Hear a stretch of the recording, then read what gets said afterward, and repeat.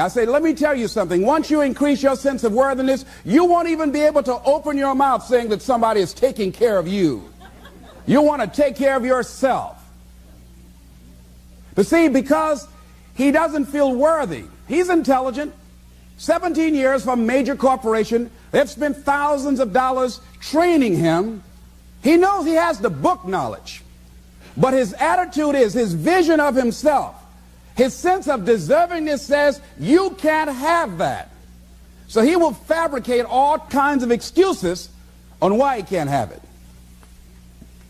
Robert Anthony said something. Robert Anthony said that you can only have two things in life, reasons or results. Notice, reasons don't count. I like that. Folks will always point out reasons on why they're not living their dream, on why they're not manifesting their greatness. They will always be able to point those things out, but none of those things count. The only thing that counts are results, and results don't lie, ladies and gentlemen. They tell it all. Judge a tree by the fruit that it bears, not the ones that it might talk about, not the ones that it might wish for or think about or affirm about, but the fruit that it actually bears. So let us look. I think that all of us are committed, but I think that some of us are producing results in our lives that level of commitment brings that we particularly don't like or find distasteful. I don't think that as a participant in life, you cannot be committed. You're either committed to mediocrity or you're committed to greatness. You're either committed to being productive or you're committed to being non-productive. You're committed to being happy or you're committed to being unhappy. See, whatever you're doing, however you spend your time, that tells you who you are. So think about what it is you like to create in your life experience. Once I look at how you commit your time, once I do an evaluation on how you spend your time, I can tell you exactly what you're committed to. People that say they have dreams or want to open a business or want to do something differently than what they're now doing, they don't like their jobs, they're unhappy, they're unfulfilled. People who say they want to improve their income level, look at how they spend their time. How they spend their time, the commitment of their time, how they use that will really tell the truth. People who said, I'd like to do better, but you don't find them in vocational or technical schools upgrading their skills and their knowledge, how they spend their time, that will tell you what's going on. People who say they want to normalize their weight, they want to be healthy, but every time you see them, they're eating, that will tell you that they're committed to being obese for the rest of their lives. People tell you they want to stop smoking and they're lighting up at that time. Folk that say, I want to stop drinking, and every time you're in their face, they're reeking with alcohol, that will tell you what's going on. Don't have to listen to what they say, just watch what they do. Commitment shows up in your life in what you do. On the other hand, you can make the commitment to your life that you don't like the results that you have and that you're going to do something about it. See, that power is available to all of us. People who look at life and decide, I want something different for myself. Carol Hatfield. Carol lives in Detroit, single mother, decided that she wanted to go into her own business, did not have enough money to do it. She wanted to have a health food store. She sold her car and used the money to start in a little storefront, a little hole in the wall. She rode to work on a bicycle. And then when she got enough money, she bought a motor scooter and did that for a long time.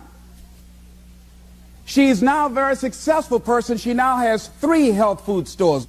She said it was hard, it's a struggle, Les. She said, but I did it. She said, I made the commitment to do it, and I did it. Why is it that people are frightened by commitment? Because when you say the word commitment, that intimidates a lot of people. Why? Because it means you have to deliver. See, most people, you ask them, hey, look here, I'd like for you to do this. And they'll say, I'll try. I'll try means that is my escape clause. When I don't come through, it's really a polite no. I don't have the courage to tell you no, so I'll tell you I'll try. Hey, look here, I need you to come to this meeting. I'll try. I say, what do you mean? You're going to lean toward the meeting? Try and sit down. You either do or you don't. Try and take this pencil out of my hand. You either do or you don't. There's no such thing as try.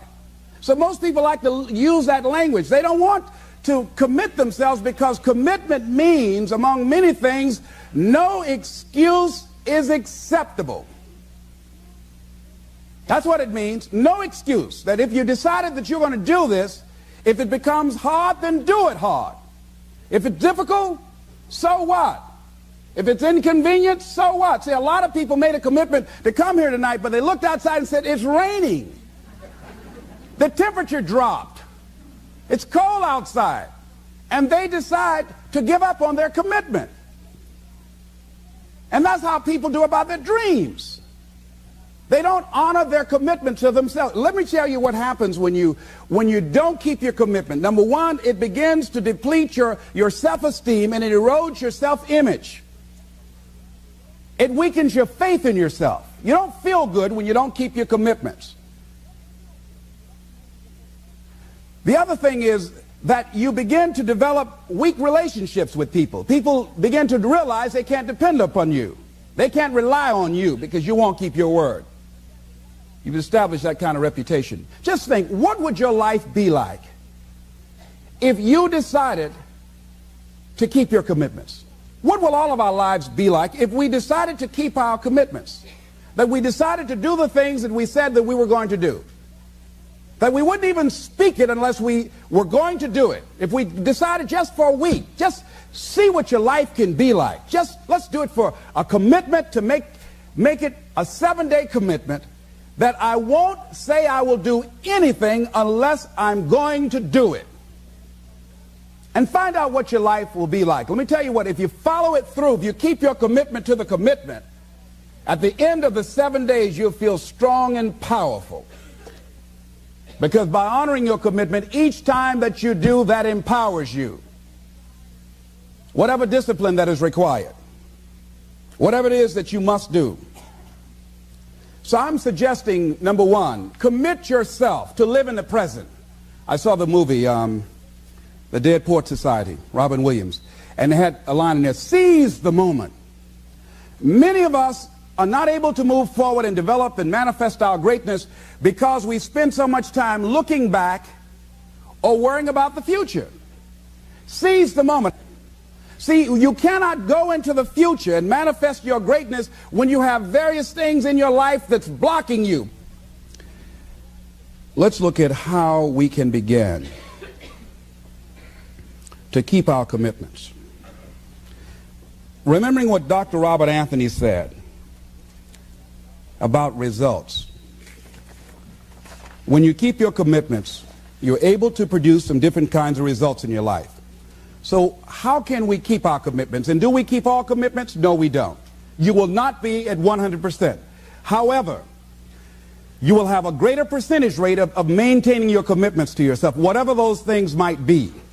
If it's going into business, if it's changing a habit that you know that works against you, if it's overcoming self-destructive behavior, if it's retraining your thinking, if it's reinventing yourself, if it's trying to begin to design your relationship differently, all of us have the possibility, by focusing and really harnessing our attention and concentrating on it, we really have available to us the power to honor our commitments in those particular areas. So number one, make it priority. See, no one would go get on an airplane if you thought your chances of getting there to your destination were as good as your luggage. Am I correct? See, and I say the reason that you will reach your destination more times than your luggage will is because the airline, and I'm glad that they do, has made it a priority to move the human beings from one point to the other safely. Not send you off to Boston or someplace with your luggage. So I'm not really upset when my luggage doesn't show up. I'm glad they delivered me. Because they've made me a priority. See, they have made delivering you to your destination important. So if you want to honor your commitment, whatever you decide that you're going to do, make sure you make it important. Make sure it is priority. Keep it before you. The other thing is, Whatever that you want to do, whatever you want to begin to create and beginning to manifest your greatness and strengthening your level of commitment, and it's really exercising your will. Find something that you want to do on your goal, one action step, but make sure it stretches you, that it challenges you, but it's doable, that you can do it. This year I decided that I was going to exercise. So I started out doing just 10 setups and 10 push-ups. I know I can do that and not get upset about it. I can do that without thinking. So I started out small. Now I'm up to 50, but if I try to do 50 starting out, I wouldn't still be doing it. So I started doing it in manageable segments. Do that, and that strengthens your will. So my commitment now is strengthened and fortified by the activity of actually doing it. So now I can expand and build from there. When I decided to begin to manage my money differently, and I started saving 5% of my money, then I increased it to 10%, then to 15%. So now I have disciplined myself to live off 75% of my income. I took discipline to do that, but I started watching how I was spending my money. I started keeping a log and following myself. So you want to begin to find something that is manageable, that you know that you can do. The next thing, in beginning to keep your commitments to yourself, have some friends that will hold you accountable, that won't let you off the hook, that won't tolerate anything less than the best from you. People that will support you in this new way of being, in this new state of consciousness. The other thing is that important is have a contingency plan. See, many times when you make a commitment to do something, there are some other variables that will happen that you can't control or you perhaps did not think about. So you want to have some other plans going on. You want to become creative. See, most people don't keep their commitments because when something goes wrong, they just stop. They don't have a contingency plan.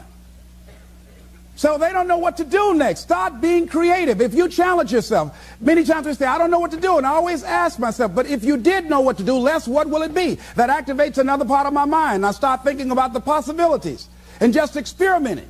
But many of us just stop dead in our tracks. I don't know what to do. You do know what to do. You've got genius in you. Challenge yourself. Push yourself. Make yourself come up with something. Use your imagination. And what you will find is that you know more than you realize that you know. That you're more creative and more resourceful than you realize that you are.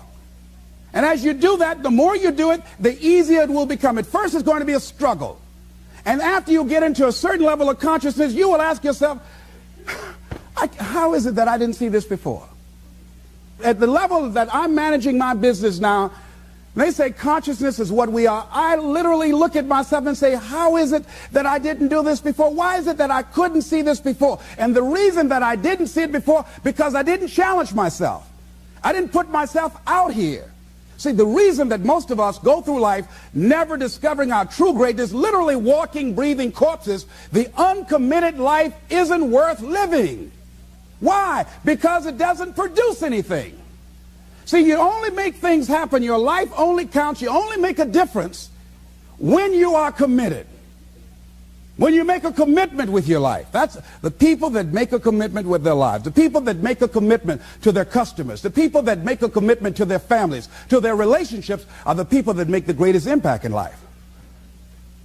What is commitment? Commitment is the salesman who says, look here, I'm going to make $1,000 today and I'm not going home. You can turn the lights out. The janitors could be here running the vacuum cleaner. I'm not leaving here till I do it.